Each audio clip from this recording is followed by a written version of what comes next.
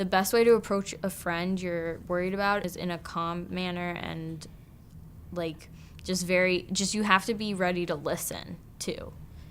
You have to be ready to like persuade them to get help in like a very calm and gentle manner. Non-judgmental, yeah. The best thing anyone ever said to me is, "Are you all right?" It meant like someone cared and someone was noticing that something was a little off for me. "Are you all right?" can literally like change a lot. The most helpful thing anyone ever said was a friend of mine, and she looked at me and she said, "Listen, I don't understand. I'm never going to be able to understand because I'm not you, but I'm here." As far as when someone's actually in a crisis, what I do, I actually don't say anything. I just give them a hug, and that just seems to make everyone feel better. And then start crying with them because I'm really emotional like that.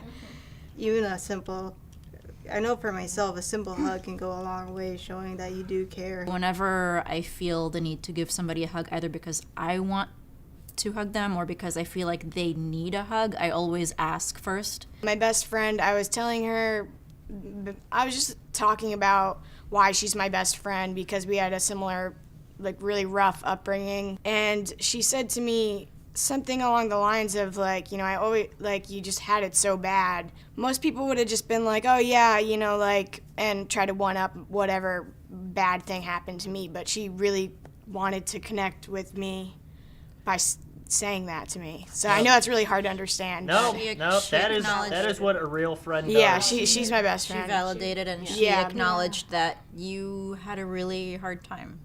Yeah. The best thing you can do is sit there and say, "Listen, keep it with yourself. Say, listen, this is what I'm seeing." Don't tell them that they're messed up. You know, I'm seeing this. I mean, hate it when people tell me that. yeah, just be like, you know, I'm seeing this. I think you need this, and they may or may not do it, but even if they don't go, you stay supportive. You stay with them. You don't just leave. Because it can take time, and even if you force somebody into treatment, it tends to not work if you force people into it because they have to be ready to do the work. So, yeah, tell them what you're seeing and what you think they need. And if you want to be really nice, look up some therapists and say, we're going to go, I will take you. We're going to go to X person. And just be supportive either way. I know that. And one of my best friends, he looks at me like I'm his little brother. So when I go through things at home, he always was there to like be like, "Oh, come on, like chill. I can help you. I'll help you as much as I can. If you don't got what you really need, I'll be there for you. Just ask me." My current boyfriend asked me what I would need if I were in a crisis and I were with him. Nobody had asked me that before. What do you need from me if you're not well? Are you going to be able to answer questions beyond yes, no?